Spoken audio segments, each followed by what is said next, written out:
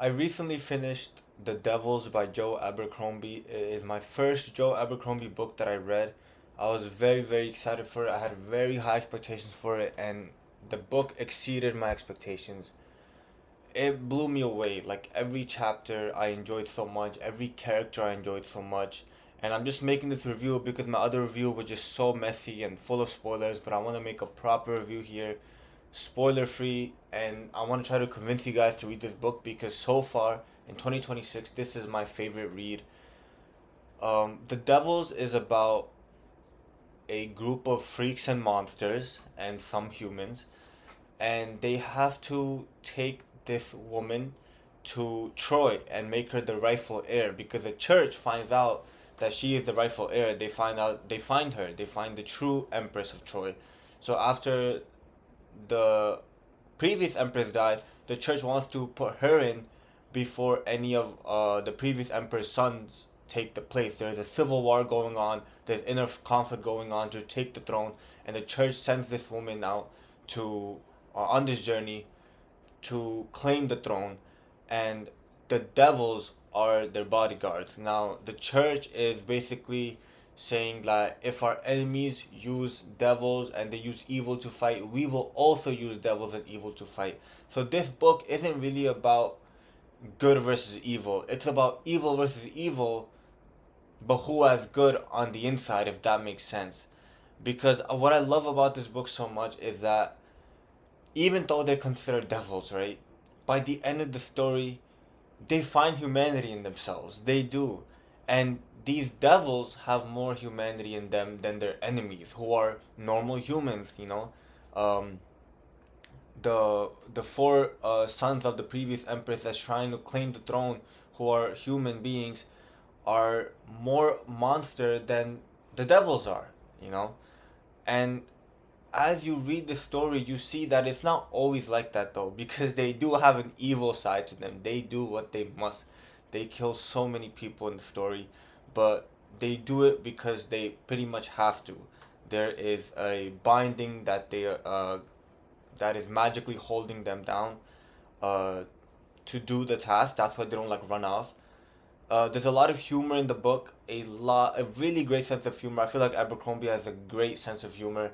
A lot of funny moments in the book, especially with the comedic relief. Balthazar Sham, Ivam Draxi, one of the characters in the book, who is one of the devils. He is a magician, and I really, really like the variety of this group. There's a vampire, a werewolf, a necromancer who is the magician, Balthazar. There's like one woman who has experience in a lot of things. There's a monk with them. There's an elf. So it's a pretty fun read. You see all these different characters and the different perspectives. Very beautifully written. A lot of the stories you get to find out like what happened to them in the past. Very beautifully written, and the Devils is very heavy on friendship without even making it obvious. Like it comes naturally. The loyalty that the devils start to get for this woman that they have to bring to the throne. By the end of the book, they try to sacrifice themselves for her, even without the binding doing that for them. So they do this willingly, you know.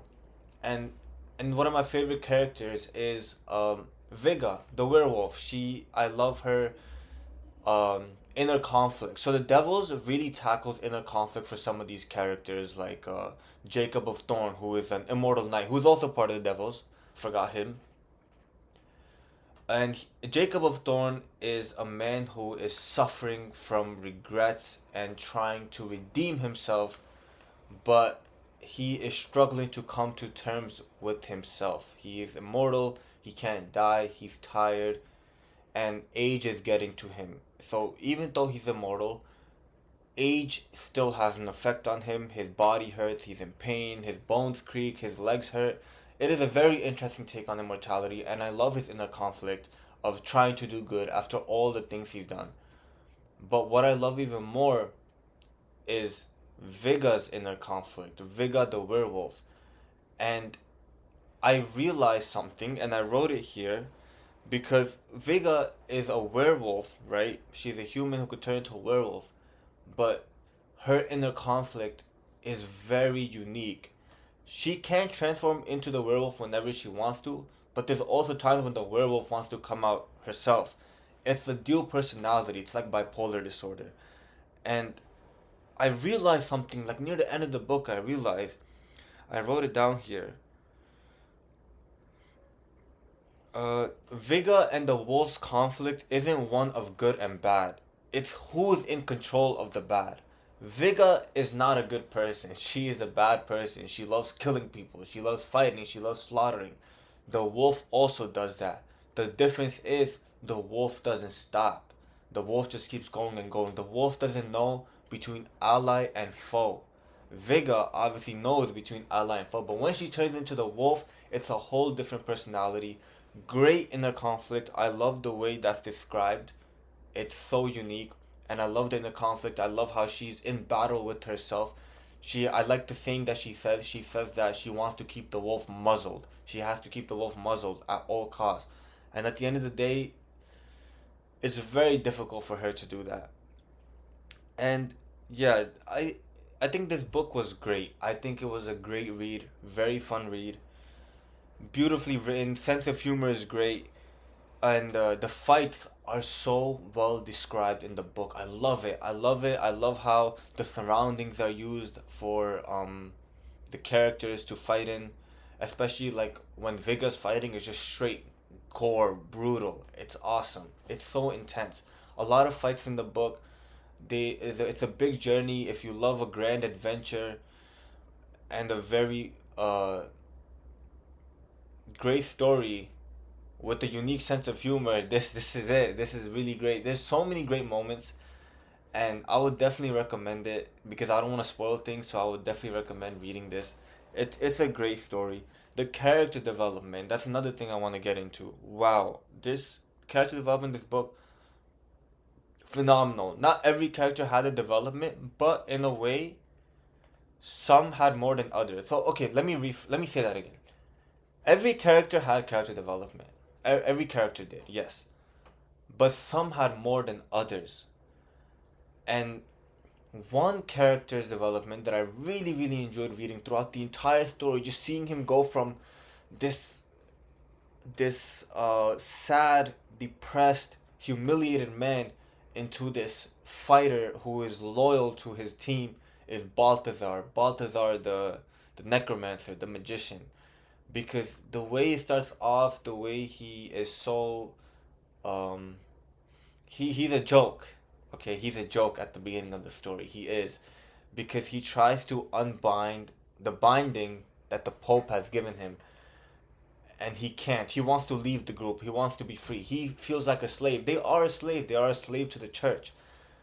But for some reason, no matter what spell he uses, no matter what he does, no matter what ritual he does, the it does not break the binding. And every time he tries, he starts vomiting, starts shitting, and he's humiliated in front of everybody. And there comes a point where his character development really starts. There's one part in this book that was so awesome, and I don't want to spoil it, but it's the part in the book where he does something very, very rash, a last desperate attempt to break the binding.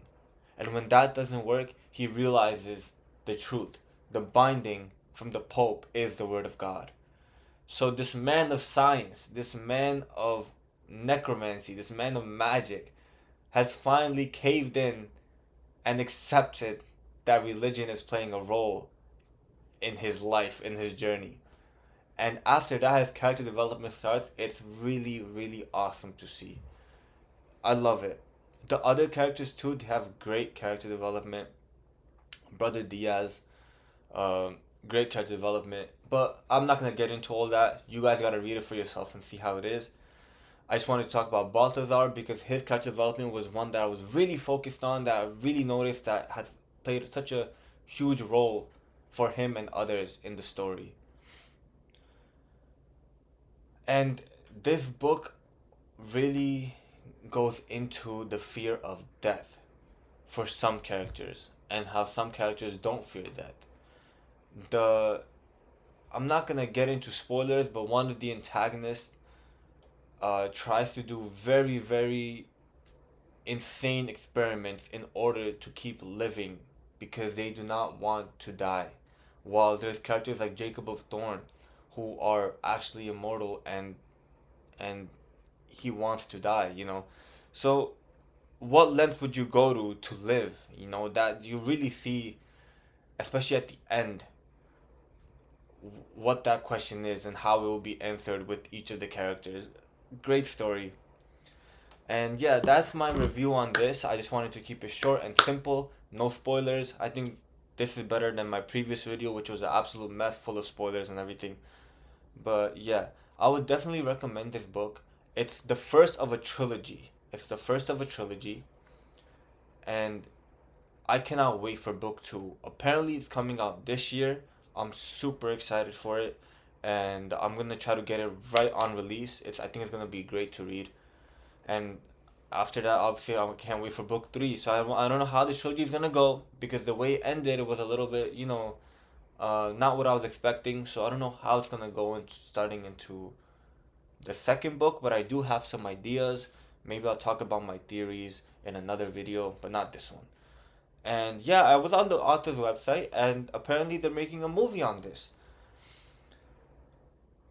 I will always recommend people to read the book. Always. A movie for this kind of story sounds very exciting, and I will watch it, but I know that I will enjoy the book far more. I always enjoy the book far more. And I think a lot of my fellow readers can agree with that. But yeah, I just wanted to make this quick video on The Devils. Great story, great sense of humor, great character development, very hype moments, very tense fights. I would recommend it to anybody who's in the mood to read something like that. Great plot twist. Wow, I didn't talk about the plot twist, but the plot twists in this book were insane. Like I was blown away. But yeah, read The Devils, guys. And just a quick update, I am now reading Empire of Silence. Ignore how tattered this book looks. I got it from the library, so it got passed down, and I guess people just didn't take care of it properly. I'm on page 57, and it's pretty good so far, pretty interesting, very political, trying to understand the lore more and everything. But yeah, I will make an update on this soon also. Thank you guys for watching the video, and yeah, read The Devils. It's a great story. I mean, look at this.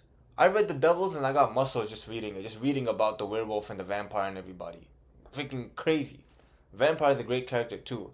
But again, I don't want to get too much into this because I'll just keep talking. But look at this. They made me grow muscles, man. Reading The Devils, come on. Read The Devils, you're gonna get some muscles, I'm telling you. Thank you guys for watching the video. I will see you guys next time.